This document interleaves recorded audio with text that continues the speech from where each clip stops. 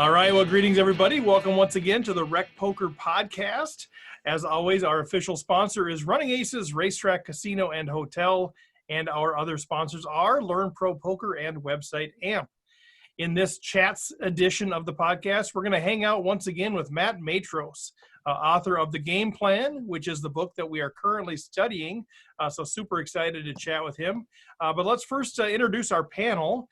My name is Steve Fredland. I go by Rec Poker Steve on the PokerStars home game.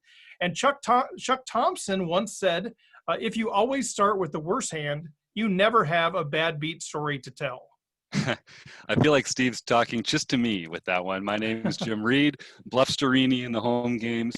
And the only thing I can say about poker today is that the Rec Poker swag arrived in Canada. Look at that. Yeah, so if you see something silver glinting off the hat, you know it's near and dear to my heart. John Somsky isn't with us today, but I want him to know that I carved an asterisk into the back of that. So. Thank you. Yeah, sick brag. And I'm Rob Washam. I'm Radman50 on the PokerStars home game and on Twitter. And Albert Einstein said, everything should be made as simple as possible, but no simpler. Nice. And I think Matt knows where that came from. He might have an inside scoop on that one. Well, before we quick jump into Matt, a couple of things. If you don't know, the international series of our home game is in full swing. So Fridays, 5 a.m. and noon Central Time. Anybody's welcome to play, but obviously we geared the times toward our international friends. And also the OPA Invitational, the online play and hang, has now moved to every week. So every Tuesday night, we play our regular home game. But if you're a premium paid member out at Rec Poker, you can jump into the Zoom, and we're going to be chatting out there, hanging out while we play. And then we also have these cool people that stop by, including Matt Matros stop by. We've had Dutch Boyd, Matt Hunt, Chris Moneymaker, Maria Ho, and a bunch of other people who just kind of drop by to say hi. So it's a cool thing if you're a paid member, and we'll share more details on that after the interview. And just remember that you can go join our community for free at rec.poker. And if you want to go premium, use the code RECPOKER. Get $10 off your first payment. So with that, without further ado, I guess that seems like enough ado, we will bring him in, the great Matt Matros. Matt, welcome back to the show. Thanks for having me back, Steve. Well, for sure. Now, I think I looked it up. The last time you were on the actual podcast was episode 138. So we're in the 200s now. So it's been long enough to bring you back in. You guys are churning him out. It wasn't that long ago. That's pretty good. Congratulations. I know. We just recently, the last couple of weeks, moved to 2 a week. We're trying to meet the demand. We're just having so much fun too. Like it's such a blast. So we focus on one of these. We do a week where it's really just chatting with a poker player personality like yourself. And the other one, we actually look at the forums, people that have done on our website, and we kind of pull out hands or pull out things out of there and take that to the next level. So we're having too much fun, man. But we'll cap it at 2 for now. That's great that you're getting so much content out of it. I mean, that's the thing about poker is you can never stop finding stuff to talk about somehow. I've been talking about it now for, 20-something years. So, yeah, it never stops, seemingly. Well, let's refresh people on your journey. I know I'd say go back and listen to 138 if you want all of Matt's journey. But your journey into poker and 20 years, you look like you're 25, so you must have started pretty young. But give us the high-level overview of kind of your poker journey again. That's very kind of you. I'm well out of my 20s. Oh, wait, maybe the video or the camera. Oh, I forget it. I was looking at the wrong camera. Sorry. I picked up the game in high school just with my buddies playing, not really knowing what I was doing. And I started taking it more seriously. In college, I read my first poker book, and it was a very gradual transition. After college, I started playing in a monthly home game and really obsessing about poker, and found online poker, of course, which was a huge part of my evolution as a player. And then in grad school, grad students are generally broke, and so I kind of had to rely on poker as more of a means of income. And then towards the end of my time in grad school, I had a big win at the Bellagio in the World Poker Tour Championship. And so that was really the start of my bankroll, I would say. And then ever since then, that was 2004, the last 16 years, poker has been my primary source of income, although I'm also a writer, as we'll talk about, I'm sure, with my book, The Game Plan. And I've done other things as well, but poker has been the main way I've supported myself. Most of my other interests are not very well rewarding financially. Yeah, hopefully rewarding in other ways. Yes, exactly. Okay, good. Well, at least you got that going for you. That's good. Well, that's part of the ROI is our enjoyment factor. And so, yeah, let's talk a little bit about the writing. And again, go back to 138 and hear more of Matt's story. But we have been reading the game plan as a group. Some of us are chatting about it, every couple of weeks as we read through the different pieces of it. And then the videos are made available to our premium paid members as well. So appreciate that. And I think you're going to be jumping on and doing a Q&A with the book club at a future date. But we got two of the gurus right here who are like, Rob is leading the charge. He's the one actually leading the book club. Jim's involved. We're all reading it, but they're on board here to kind of ask you some questions. But let's kick it off with just the impetus for it. I think it's a really cool concept about this idea of let's take anybody and just give them some rules, and they should be able to be competitive. I'm curious, in this age of let's do a whole comprehensive GTO, everything sort of strategy, or some of the other approaches. Why did you take this approach with this book?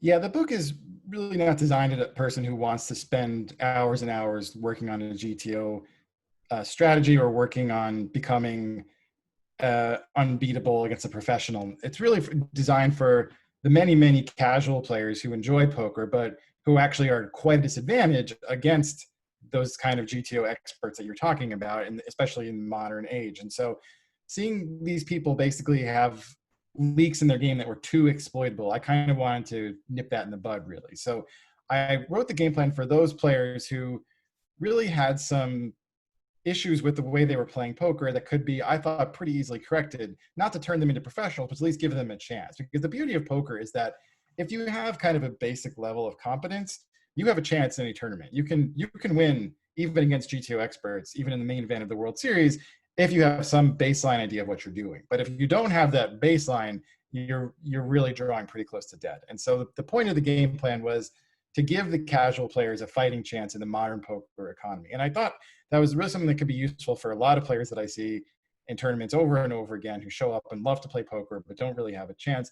And it's useful for the poker economy in general, because honestly, if 10 years from now it's just GTO experts playing every tournament, there's not going to be any money to be made anymore. And so it actually helps all of us to give people at least some understanding of what they're doing, because I mean, if you have just complete, it's why you can't make as much money playing chess, because if you win every single time, you're just not going to be able to sustain a life that way. You need people to have an actual chance for them to want to play against you.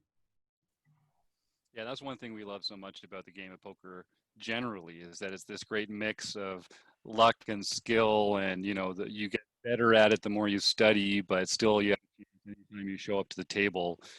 Such a great mix like that. I think one of the things that I've enjoyed most about your book is that it's really about giving people these rules of thumb. I'm a rule guy as well. I love having good rules that are well developed, and they make life easier. They make for easier decisions.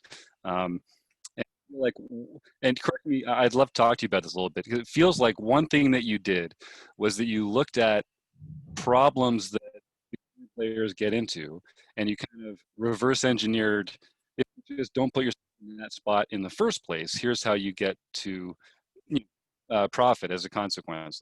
Is that how it went, or tell me a bit about that's absolutely part of it. I mean, that's one of my favorite ways to think about poker, is that if you find yourself with a really tough decision, it's probably less important than to figure out which decision to make at that point than it is to go back earlier and say, how could I have avoided that decision in the first place? Because tough decisions are tough, and they're also close. And so if you have a tough decision, that probably means if it's close between folding and calling, then folding and calling can't be that much different, meaning you might as well fold at that point. You haven't really accomplished anything. But if you can go back earlier in the hand and avoid that decision, now instead of having a 0 EV decision, maybe you can have a plus EV decision. And so, yeah, I mean, if you take that to too far of an extreme, again, you won't get to the professional level, but most amateur players would do really well just to find themselves in as few tough decision spots as possible. And yeah, the way to do that really is to make your life easier, usually earlier in the hand. And so that was definitely part of the philosophy for the game plan. And the other part of the philosophy was really that many players, especially if they get deep in a big tournament, the natural instinct is to play scared and to try not to bust, because you've been playing for days or hours or whatever, and you have a chance at a lot of money, and the last thing you want to do is get your money in bad and tell everyone, yeah, I got really far in the World Series, but then, I got it in with ace 10 against ace king for no reason, and you're going to feel terrible about it. But what I'm hoping my book does is both let people get over that fear and also give them an excuse to not feel bad about it. Because if you're just following rules that I've given you that are sound rules, then hopefully you'll be okay if you shove with ace 10, get called by ace king and say, nope, that's what I had to do. That was my best chance to actually win this tournament, given my stack size of position or whatever the situation was. To be sure, there are plenty of times that it's totally wrong to get it in with the worst hand, but there are times you have to. And so having players kind of have permission to do that, I think can help them a lot in terms of their results. Yeah, I was curious. Reading through this book, it's obviously meant for amateurs, rec poker players like me, trying to get a little bit more aggression in our game and whatnot.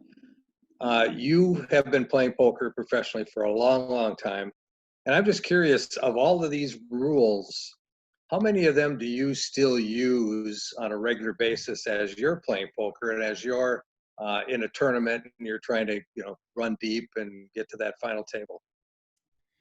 I hope this is not too much of a cop-out answer, but I kind of use none of them and all of them, in that, like, there isn't any single rule in my book that at this point in my career I wouldn't be willing to overrule if I had a specific reason at the table. Having said that, all of the rules are based on solid fundamental principles. And so I've written all those rules because that's, in most situations I would find myself in, I would usually do something pretty close to, if not exactly, what the rules are describing. So one area where I probably would consistently deviate from the rules is on sizing. Basically, whatever size I think I can get away with, I will get away with. And so if my table is letting me raise smaller and steal the blinds consistently, then I'll just do that. I'm not going to worry about what my rule that I wrote in the book says, because I know that I can see that it's working the same way a 3x raise would. So I'll just do the 2x if that's what works at this table.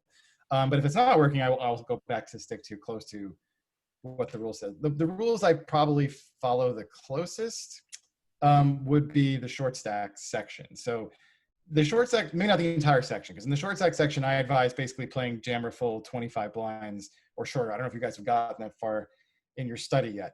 As you start learning and memorizing more of those short stack ranges, you're not going to be open shoving 20 blinds very often. But it's a good place to start if you're not aggressive enough, and it's a good way to avoid, again, having those tough decisions, very tough decisions it can be, if you're open raising with 20 blinds and trying to figure out what to do after that.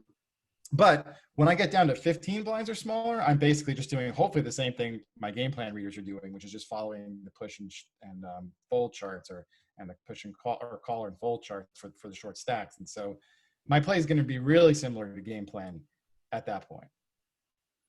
Yeah, I found one thing from reading along was that you did a really good job of these cusp cases where it's the trouble hand. It's those hands on the edges, or those actions on the edges.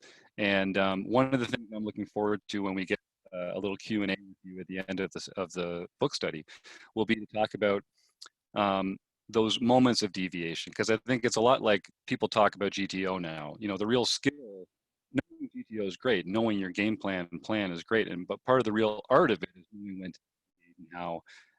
And I can tell when you were writing it, you were really trying to create these circumstances that are going to be the correct play most of the time against all opponents, and then that skill to deviate from it. Now, if people are looking for ways to get even more out of it, to take up some of these less EV situations, is there one factor for recreational players to pay attention to that they're not? Is it position? Is it stack size? Is it the sizing of the bets? Do you feel like there's one nuanced area that most recreational players could benefit from some deviation? That's a good question. I think yes, to certainly to sizing. The game plan makes little notes here and there to say just be aware that the sizing becomes much different than you expect, that you should deviate. But in practice, you can probably take that a little more extreme. If someone's betting a third pot on the flop versus half pot, as you gain more experience, you'll probably have a slightly different read for the range of hands they have there. Whereas the game plan basically treats them the same. And the reason the game plan isn't the same, by the way, is not just because it's easier, but because it's hard to figure out what exactly that means for the ranges, and you're probably better off just going with your baseline plan. But as you gain more experience, you might be able to tell with this player, this bet size is more likely to mean this for his or her range. And with a slightly larger bet size, even if it's not much, even if it's like a third versus a half. I mean, anybody can say, look, if someone shoves for 2 times the size of the pot, you should start folding more often, which is what the game plan does say. And if someone, bets a minimum bet into a 100 big blind pot, that's meaningless and don't worry about it. But it's the kind of subtle differences that you can pick up on with experience. As for stack size, I think the book does a fairly good job at looking at different stack sizes and how to adjust to that. But having said that, you can always get more precise as you gain more experience. And so one way you can kind of do that is the game plan pretty much advises standard bet sizing and raise sizing on post flop, with the only exceptions being if your better raise is going to be committing a big chunk of your stack to just move all in. You can kind of start planning ahead a little bit, thinking more like a chess player, like if this, then that. And so, for example, if you have a stack size where, okay, if you make a game plan standard bet of half pot, you might be leaving yourself with 1.5 times what the pot will be on the next street if your opponent calls. And so if you can think that far ahead, you might be like, well, that's going to be an awkward stack size for me to play. Maybe I'm better off making 3/4 pot bet here, so I have a much more natural shoving size on the turn. And it's generally an easier decision, talking about, again, setting up your future decisions to make them easier for yourself. It's generally easier to figure out what to do if you have a pot size bet in front of you than if you have 1.5 pots, because you're not going to usually want to overbet shove 1.5 times a pot on the turn. You certainly can sometimes, but when you have just pot size, it becomes a lot easier. You can say, all right, if I have a decent draw or decent hand, I'm going to shove, and if I don't, I'm going to check. With 1.5 pot, are you really going to shove your open-ended straight draw for 1.5 times the size of the pot on the turn? Are you really going to shove your non-nut flush draw or whatever? And that decision can be avoided just by a relatively small change in bet size on the flop, because as you start doing the math, you'll see like, okay, well, you bet a little bigger on the flop, your opponent has to call a little more, you have a little bit less in your stack, you do all the math, and all of a sudden you realize you're in a much different situation on the next street. So yes, those adjustments you mentioned are certainly things as you advance as a player that you can do. All of that is a bit, not just more calculating than I wanted game plan readers to take on, but also I was afraid that game plan readers would kind of miss the forest for the trees if they worried about that kind of stuff, because really you want to make sure you have the right hands going forward and the right approach and the right general sizing. That if you get too bogged down, okay, I'm setting up my bet on the next street, you might all of a sudden end up getting it in with a hand you never should have had in the first place. And I kind of wanted to keep it simple, as you know, that is the philosophy, as you guys mentioned earlier, simple as possible, but no simpler for the game plan. But if you did want to get it more complicated, that would be a way to look at it. Yeah. Yeah, I love how focused you stayed on that. Like clearly, tip of the iceberg stuff for you, but to say this is what you need to know, because I do think that's what happens. Recreational players, like as we start getting into it, and also you get down to the next layer, like, all right, it's just too much. I'm just out, but let's get a game plan. Let's get a standard game plan and then adjust later, knowing full well, you're telling people you will adjust later, but don't worry about that now. And I love that approach. I wanted to get back to something you said earlier on about following your rules. That captivated me, this idea of sort of the mental game of saying, if we just have rules, you can just follow them. You know what to do. And I think a lot of people, that's just what we want in life in general, right? We just want somebody to tell us what to do. I don't want to figure it out. I don't want to think for myself. Just tell me what to do. And I think that's a lot of us in poker kind of like that. And you said it gives you permission to make those sort of things, but it seems like also what that would bring is it's confidence too. This idea of like, I can just confidently do this. Matt told me to do this in the book. And yeah, I know I'm going to lose some, I'm going to win some, but I can just do it, and I can do it with confidence. Or I'm entering this part of the tournament now where I've got the new set of rules and I just know what I'm going to do in every situation, quote unquote. And it creates confidence. So talk a little bit about that. It's outside the scope of the book a little bit, but just what does it mean to play confidently? And, what can knowing these rules sort of bring to your game beyond the rules themselves? Yeah, I certainly hope it will move beyond the rules. So yes, as you say, building the rules, first it'll take away the fear, but hopefully as you start having some success with the rules, and as you are hopefully not just blindly following them, but as you're doing it, you're thinking about maybe why does the rule say to do this? And as you keep playing and playing, and you see what really works about the rules, hopefully you will develop the confidence to go a bit beyond and say, okay, well, the rules didn't necessarily say to 3-bet this hand, but I know why we have a 3-bet range here, and I know what kind of hands we want to put in. And now that I've done this so many times following the rules, I actually have the confidence to go beyond this. And the usual, honestly, the usual evolution of the player will be to keep doing that until eventually you go too far, and you say, okay, now I'm actually doing this too much, and then you rein it back in. And eventually, hopefully over time, you hit that happy medium where you're really just nailing your frequencies and nailing your ranges as best you can. But I do think that's a lot of the appeal, even of this kind of like GTO solver stuff. It's like, it's just kind of the game plan on a much bigger level in a lot of ways. It's like, okay, let's memorize all these super specific ranges and frequencies for all these spots. And once we do all that, we'll be very confident we're doing the right thing. And also maybe, and this is actually much harder, maybe we'll figure out why the solver is recommending all this stuff. It's much harder to figure out why the solver is doing things from what I do. Because the solver is like, you will see some solutions for the solver and be like, what in the world is the computer thinking about here? But there was some you can actually figure out. And so it's, the game plan is kind of like solver poker, but much more condensed, and the same building of confidence and the same kind of expanding of your game that should happen by people who study solver should happen from people studying the game plan.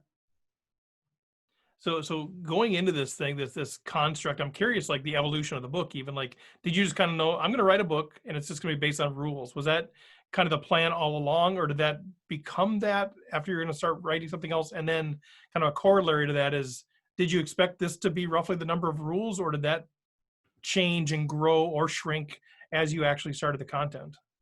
It's a great question. The very first, I mean, in your head, it's a lot easier to do things than it is in practice. So my very first conception of the book was, okay, well, World Series is coming up. I'm going to write a book with a section for beginners, a section for intermediate players, and a section for advanced players. I'm going to do that all in the 5 months before the World Series. That was insane to think I could do that. So I realized pretty quickly that I had to cut down to just do sort of the beginner slash, I kind of changed it from beginner to like beginner slash intermediate.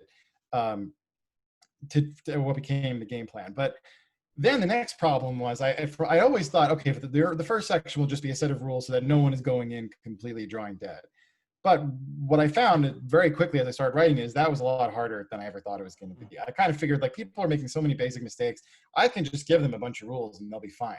Well, to answer your question, I had to do a lot more rules than I had originally intended. And also the book ended, in my head, this was going to be, 50 pages of rules. And instead it's 150. And that's kind of where like simple as possible, but no simpler came from. It's like, I wanted to make it as simple as possible, but you honestly cannot do a sound poker strategy in 20 or 50 or 75 pages. In my opinion, I needed to use, I like to think the book is really as tight as it can be and not leave anything out. So I didn't want to burden people with like a 400-page book either, but I had to get in everything that I got in basically. And so not only did the number of rules change, but even through like many drafts, I would go through all the rules and be like, okay, wait a minute. What I've said about this rule contradicts what I wrote over here. I have to find a way to reconcile these two rules and put it all together. And so you asked, a while ago, I was asked how this affected my own play. I will say that forcing myself to reconsider every aspect of strategy did make me think about it. I did find myself thinking about it in spots as I played the World Series last summer, 2019. And also my short stack play, just looking over the push and fold charts extensively for writing this book really helped my short stack game in the tournaments as well. But yeah, I mean, the answer to your question is that it changed a lot and was changing. It took me until like the final draft really before I had all the rules that were consistent and logical and were not contradicting each other somewhere. And it was a really quite the chore to pull that off. The hand examples and stuff I had like right away. Like that's why I thought the book would be relatively easy, is I had a bunch of hands that I thought would be good examples of the concepts, and I found them right away and I wrote them up and I knew what I wanted to say with them. But then taking those and like turning them into rules was the real challenge. Do you think part of that was just because so much has become second nature to you that you just sort of like think, I only need to tell this much, but then as you're actually saying it, you're like, oh yeah, they need to know that. I guess I can't assume people know that, because that's anything that we learn, right? We sort of we absorb it and then it just becomes second nature. Is that kind of what really drove that? Yeah, that's definitely a huge part of it. Yeah. You kind of forget after you do something for so long that there's 17 steps, that you have to Yeah. understand before you get to the 18th step. And I had kind of forgotten a lot of that. Like, wait a minute, before I say this, I have to explain this, and then I have to define what this is, and then I have to, so yes, breaking all that down was a big part of the labor of the book for sure. Yeah, well, I mean, the feedback, from everybody that's been part of the book study, maybe Rob can talk on that a little bit. Is just they love how you're being very concise and being very direct, and it feels like it's meat only, right? I mean, Rob, is that kind of a fair assessment of what you and Jack have talked about, especially? Yeah, I think so. We've broken it down, and we've had 7 sessions so far, and we have 1 session left, which is going to be the short stack session, and then we'll have covered the whole book. But it took us 8 sessions of breaking this stuff down and talking it through and trying to understand what's going on, and it was so, you do this, then you do this, then you do this, then you do this, and at the end you've got a full plan. You have the game plan. And it was, I think everybody that's been involved in it, and we do it every 2 weeks, they've just been chopping at the bit to get to the next section so that they can add more pieces to the puzzle that they're putting together. And I think everybody's really been enjoying it. Thanks a lot. I really appreciate that. That's what I was hoping for when I wrote this book. So that's great to hear. One of the things that I've really enjoyed is that it is so densely packed, and the different people that we're studying with all have different ways of visualizing the information. So like Rob puts these slides together that just sort of go through the key points of the pages that we're going to cover. Jack Burke, who's one of our active premium members, he's been putting PDFs together of the actual like spreadsheets with the different hands and how to break them out by class. I'm more of a decision tree guy, and for me, it's about like plotting out how you play them through various points of various hands. And it's just, I think we talked about this earlier. Poker is a subject that you can take such depth and breadth with at any time. And so even something like you've taken this on, you talk about it as though it's this simple project. It's remarkable how much we're able to get out of just these few principles that you've put in front of it. It's really impressive. Its internal consistency is really impressive. You can tell that you've worked it to the perimeter on every point. That really comes across in the work. Thanks a lot. Yeah, I really appreciate that. And then again, that was one of the biggest challenges, was to say, okay, well, we've covered this, but what about this? And actually some of my readers helped me with that, because I gave it to readers. Some of whom were advanced players, but some of them were recreational, and some of them brought up questions that I just hadn't thought of, because again, they're the kinds of things that I just kind of forgot about as I was writing. And you'll see that actually a lot in the short stat section. Like, well, what about when this happens and this happens? It's like, oh, of course you just fold with this and call this, but I didn't put that in the book. It was just like a part that I missed. And so I had to put that in there. But I definitely got some helpful feedback from readers to make sure that I wasn't missing any spots. Go ahead, Rob. Another thing I really liked in the post flop section, especially getting to the river, most recreational players do not bluff enough. And what is that frequency of bluffing? What should it be? And if you listen to a lot of poker content, they always talk about blockers this and blockers that, and what hands can I show up here with? With the game plan, you end up at the river and you automatically know if you're going to bluff or not. You don't have to worry about blockers. You don't have to worry about anything. And by doing it based on the hands that you get there with, you're already bluffing at the proper frequency. So it's just, I mean, the way it all flowed down to that one key concept, I thought that was just fantastic. Thanks a lot. And then certainly the idea is to not worry so much about picking your blockers or whatever, but just like having roughly the right frequency of value bets to bluffs and carrying that forward. So yeah, most players on the river recreational players don't bluff enough, don't value bet enough either. And also probably, well, some don't call often enough with their bluff catchers, and some of them call too often with everything. And so hopefully the game plan addresses all of those issues by just having a decent approach. Now, I have nothing against blockers, by the way. It's an incredible modern concept to figure out your river ranges by like figuring out which parts of your opponent's bluff range or blocker range or value range, excuse me, that you cover with your cards, and like coming up with your own bluffing or bluff catching strategy accordingly. And I think it's a really cool idea. But honestly, in practice at the recreational level, you'll probably find stronger reasons to bluff or to bluff catch than blockers for until you get pretty advanced. Because as you get more experience, the first thing you'll notice is that people's stories when they get to the river will sometimes just not make sense. And so, blocker or not, you'll realize that because the action your opponent took just doesn't make sense for a value bet, you'll be able to call with basically all your bluff catchers.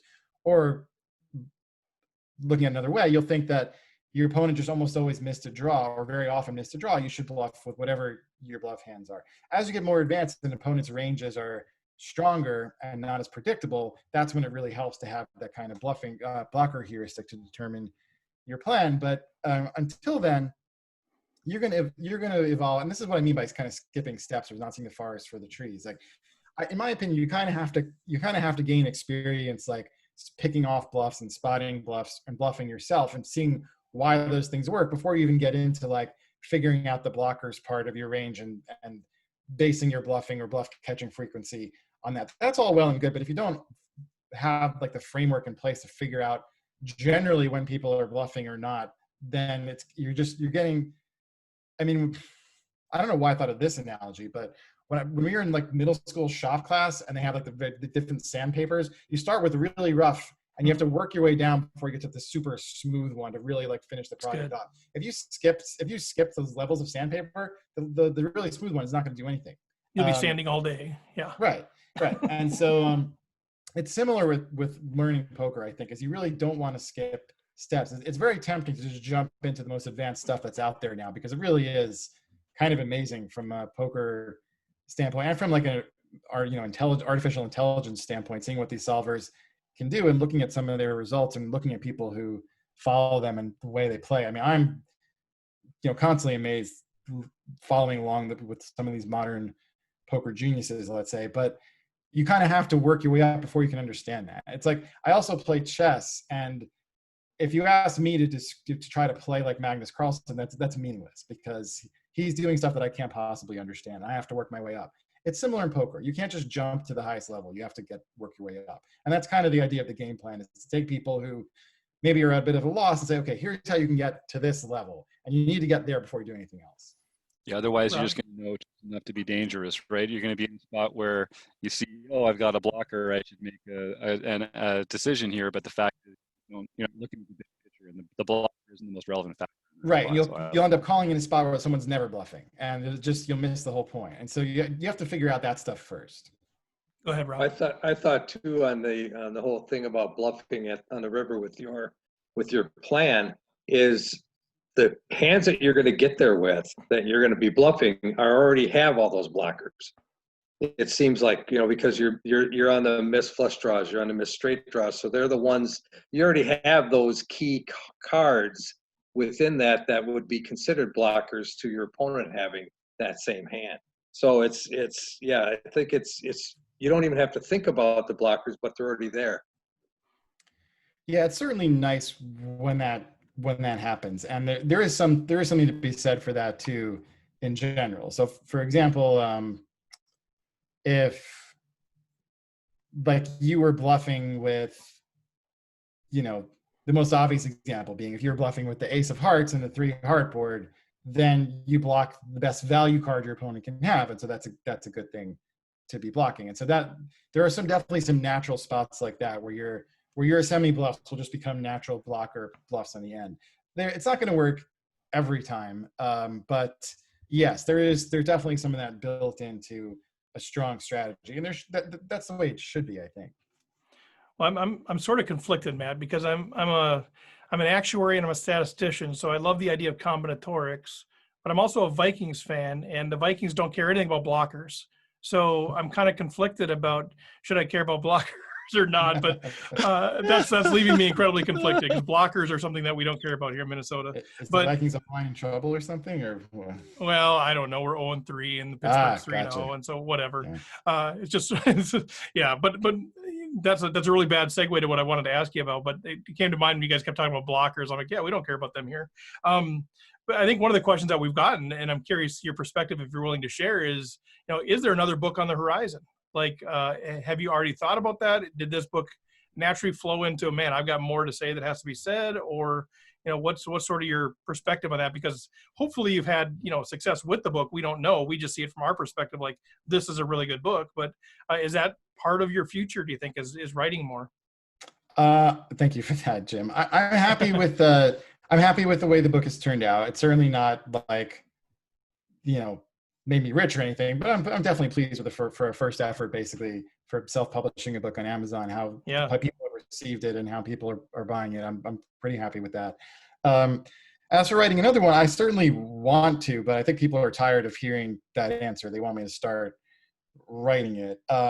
We're not putting any pressure on you. This right. is simply an informational question. Yeah. I know Rob might put pressure on you, but yeah. You want to break some news right here? I don't know, but no, I do have some ideas floating around, and I've occasionally been like, oh, I have some hands here that I might be able to use. I've had some discussions with either some students or fellow players I think could be useful for a book. I have a kind of a vague idea. One idea I had at one point was just to write a book about how to analyze hands, because I think a necessary step in the evolution of the player is to look back at your own hands and analyze them and figure out what you can take from them. And I think actually if you can't do that well, you're kind of in trouble as a player, because you have to be able to learn from your own play. And if you don't learn correctly, you're just going to tread water. So I don't know if that's an entire book or if that's like a part of a future book, and I have not started writing it yet, but I do have a vague plan to start writing in the next month or so. So hopefully I will. And the game plan took 6 months. I don't know if I can churn out another book quite that quickly, especially given the era we're in right now. But I think, it's not crazy. I think I'll have another book out for next year's World Series, but I certainly can't promise it. Again, I haven't started writing, so it's really would be a promise at this point. But right. But yeah, I hope to do it, and certainly hope to do it someday. I mean, it might not be as quick as might not be as soon as people want it, but I definitely have plans to do it. Yes. Well, I'm glad to hear you enjoyed the process enough to consider another one. I think from a recreational player's perspective, that's an honor that you would write to us and share your wisdom with us. But go ahead, Jim. I was just going to ask, are you playing now? Or do you still enjoy the game? I know live poker's taking a bit of a dip. Are you playing online, or how are you getting your poker fix these days? Sure. Well, I played some events in the World Series online from New Jersey. I live in New York, but I was able to get to a friend's house in New Jersey to play some of those. And I actually had a lot of fun with that. That was tournaments are what I prefer. And so that was really enjoyable. I'm playing a little bit on private sites now, but but that's really just limit cash games and not so much really no limit tournaments, which I really do miss. That's really my favorite thing to be playing. But yeah, my poker fix now is just in some private, relatively low stakes limit games, which is fine. And, I'm enjoying that to some extent, but I really do miss the challenge of tournament poker. And so I'll be pretty excited to get back to that. There are still events on WSOP.com in New Jersey. And so I'll probably try to get to my friend's house for a few more of those. But yeah, I'm really missing the tournament scene. And I'm really hoping we can get back to a situation where that can become part of our lives again, because in 2019, I had been out in Vegas for some of the World Series events, and I made a deep run in a no limit event that took me to the day before the main event started. But because my run had been so deep, I'd been away from my 2-year-old for so long, I wanted to kind of fly home and see him before I flew back. And I flew home, and I got home, and it's long flight from Vegas, and the main event was already several days into their day one at that point. And I said, I'm not going to fly back just to play this. I can play the main event anytime. I'm just going to stay home with my family. I had a nice run in this last event. If I had known that the 2020 was going to get canceled, I definitely would have flown back and played the main event in 2019. So now you got all the time you can imagine with your 3-year-old now. Correct. Right. Right. Well, yeah, as we start to wrap up, Matt, kind of what is, maybe, whether, who knows what the live poker scene looks like, tournament poker, the book writing potentially, anything else kind of on the horizon for you that you want to share with the nation, or any final words of wisdom before we kind of talk about how they can find you? Um, I don't, I don't think so. I think we pretty much covered it. I mean, I hope to have other of my writing out in the world at some point, but I don't have any announcements. Wait, to wait, make wait, on wait, that. wait. What's that? What's this now? Well, Go on. one of the main things I do is write fiction, and I haven't had as much fiction published as certainly my poker writing. I've been working on a novel about a guy who's basically an analyst for a soccer team, and his wife, who's an architect, and they end up moving to Egypt shortly after the Arab Spring. And so I'm hoping that that's of interest to some people. Hoping I can sell the book at all. I'm probably not going to self-publish that one, but that project is one of the main reasons I have not been working on a poker book yet, because I've been working on that. But I'm hoping to wrap that up soon and see if I can sell it or not. But once that's wrapped up, and I did take 6 months off from that project to write the game plan last year. So, hey, I always have some kind of ridiculously ambitious long-term project going on. But yeah, we'll see. Hopefully something will come of that at some point, but nothing I can announce certainly yet. All right, I didn't know about that writing, so I'm glad we share that with the world. I apologize for not even being aware. No, of it's that. okay. It's not something I talk about a lot because it's not really anything except for me right now. But it's Well, something I enjoy a lot. a good podcast host would have done enough research to find that, but I didn't get Tough. past the poker. So you'll have to go on another podcast where they're more astute. But no, so the folks that are looking for you, they're saying I want to buy the book or I want to connect with Matt or whatever. How can they connect with you and find out more about the work that you're doing? Sure. Well, the book is for sale on Amazon. You can find it, The Game Plan, under my name. I think there's some other random books on Amazon with that title, but the poker book, The Game Plan by Matt Matros, is the one you want. And actually, the ebook is now just $10, so that's I think a pretty good value. Steal. Yeah, and you can follow me on Twitter, Matt_Matros. My website is mattmatros.com. I have a mailing list that you can get to from that website.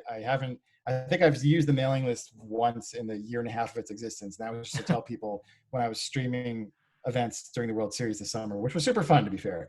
And hopefully if something that fun comes on again, I'll I'll definitely announce my mailing list the next time I have something ready to sell or the next time I'm streaming something. So yeah, but I'm pretty easy to find out there on the internet. So I think people can do it without too much trouble. All right. Well, good stuff, man. You're a great friend of the show. I appreciate you're spending time with us. A couple podcasts now, 138 and whatever this is, 204, 206, whatever number we're on, who knows? But you stopped by the online play and hang. You hung out with us there. You got front row seat when Ryan LaPlante decided to give us all a poker lesson. So we'll have you back on that at some point too. But really appreciate like how you present things and your commitment to the rec poker community. It's my pleasure, Steve. Thank you for having me. All right. Well, Rob, any final questions or thoughts for Matt? Can't wait to pick your brain more specifically about some of the book stuff when we get the book study. So I'm looking forward to that. Rob's been doing such a good job of teasing out the meat of it. I can't wait to really.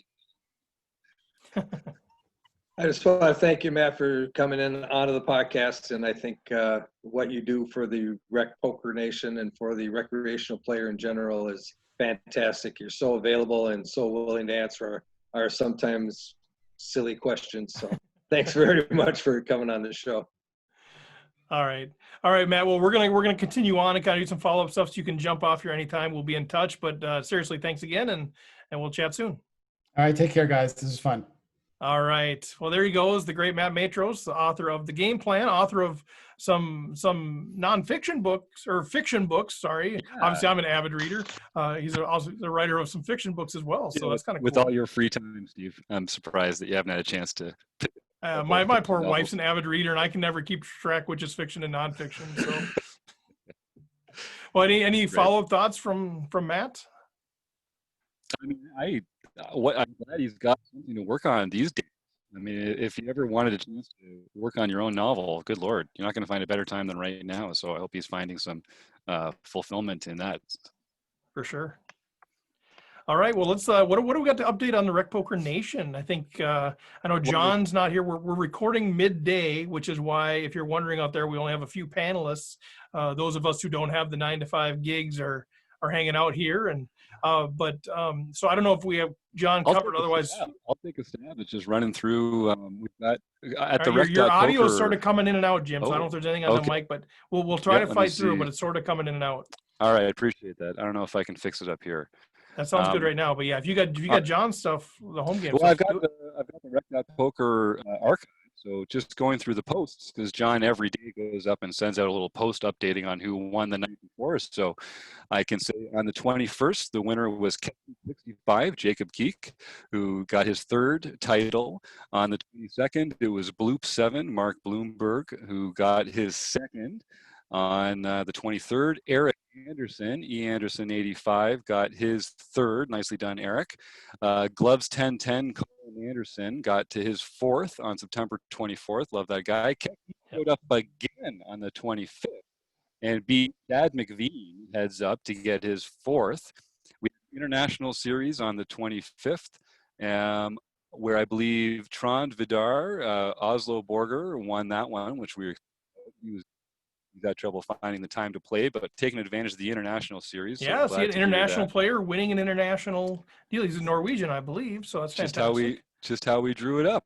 Yeah. And then some guy named Rec Poker Steve actually came by to beat one of the Dreybacks heads up. Now I know that doesn't happen very often. I had to have about a 5-1 chip lead on him to be able to hold that sucker. He's tough, man. So that was Steve's 4th, and Carl Anderson battled one of our other favorite members, PCS 2005, and Carl got his 2nd nightly series just the other night. So congratulations, Carl, and to all the home game winners. And so Jack was that close. Jack LaRue. Sorry, buddy, I didn't know you got the runner-up deal. He's battling hard. He's due. Well, thanks for sharing that, Jim. That's fantastic. And John, of course, running all that stuff is great, fantastic stuff. So I'm excited to go after the silver pin in October. I barely got my win in time, so I can have one on my. You won't have to carve an asterisk in the back of yours. Right, I would take it, man. I would take an asterisk. That's fine too. Well, Rob, do you got anything to update the nation with the book study?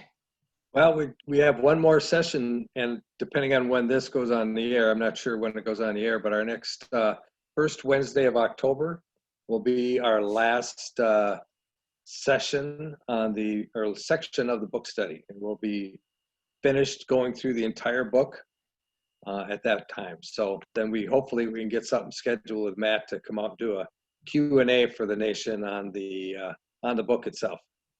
That's awesome. Yeah, so this should be dropping, I believe, the day before that final session. So if you're a premium member, you have access to all of the videos that are out there too. So go, get a premium membership, go out there, watch all the book studies, join us for the last one, and then join us for the Q&A as well. And yeah, Rob, feel free to reach out. We can schedule that thing with Matt, or I can connect you guys if you're not already and get that thing scheduled. But yeah, thanks again, Rob, for doing that. And I know there's another book study that you've got planned on the horizon. Is there anything to announce at this point? Not yet. I'm reviewing a couple books, and we're looking for some recommendations from people of what would be something that would grab the nation, I guess you could say, something that the Rec Poker Nation really wants to concentrate on or wants to get more involved in. So, like I say, looking for suggestions. I'm reviewing a book right now that's a potential, and we'll see how that works out. So where should people let you know, Rob? On Twitter if they have some suggestions, or? Yeah, Twitter. I'm at Rabman50, just everywhere, Twitter, or you can contact me, Rob at Rec Poker. So through the website, whatever, you can contact me. He's an easy guy to find. Otherwise, here's his home address. It's 31314. Just stop by and say hi. Do you want my phone number too? Yeah. Social Security number is, he's available, baby. I'm getting hives. Just yeah, poor Jim. That's funny. No, great stuff, Rob. Yeah, I think that's fantastic stuff. We'll get Matt out there. We'll do the Q&A, and we'll video that as well, record that, and make that available to members too. Anything else, Jim or Rob, for the good of the order? No, we got some changes in schedule coming. Stay tuned. pay attention, Rec.Poker members. You'll see some fun stuff coming out in October and November. Yeah, that's kind of our message. We continue to tweak things. Things have stabilized some, but we keep tweaking based on feedback. So, I mean, we're a community that is responsive to what you guys are looking for. So if you're like, we want more of this, less of this, we want more Washam, give us some more Rob Washam, you know, we'll make that. He doesn't want to give any more. Rob's giving all he can give. But no, if you want any more, you know, whatever, just let us know. That's what we're doing. So we're continue to fine tune, but you know, you get under the newsletter, so you get the twerp of This Week in Rec Poker. You know, stay plugged in there. Check the website out. Everything is out there, rec.poker. I just want to point out again, if you missed it in the opening, Tuesday nights now. So every night we do a nightly home game. You guys all know this drill. Most of you are already doing, well, not most of you, because there's thousands of you listening and only hundreds of you playing. But so there's a lot of room. Play the nightly home game. I bet it's the toughest free nightly home game in the history of poker. Oh yeah, it's pretty tough. But if you go out there and do that, but what was I going to say? Oh, so Tuesday nights when we do that, anybody can play the regular home game, but if you're a paid member, there's a Zoom link inside the membership area. You jump on there, we hang out, we banter, we can do the breakout rooms if we have enough people, go to table 3, table 4, whatever. And then we recruit some of the players and the personalities from the poker community to come in and drop by. And it's been super fun. You know, Moneymaker, Maria Ho, Dutch Boyd, Matt Matros, some of these people have dropped by and they hang out. Ryan LaPlanque hung out for an hour and a half giving us poker lessons, but you know, we asked him to stop by for 10 or 15 minutes and say hi, and it's kind of a fun thing. So I encourage you to check that out. Let me know if you have any questions, Steve at rec.poker on that deal. But with that, let's sign off. Jim, I don't know if you're going to try the music deal. We're trying the music thing behind the scenes at rec.poker, the Rec Poker podcast. We're trying to streamline our process. So with that, thanks to our sponsors, Running Aces, Racetrack, Casino, and Hotel, website AMP, Learn Pro Poker. Thanks to Matt Matros. Thank you to the great Rob Washam, the great Jim Reed, and we'll catch you next time. Take care. Thanks, Steve.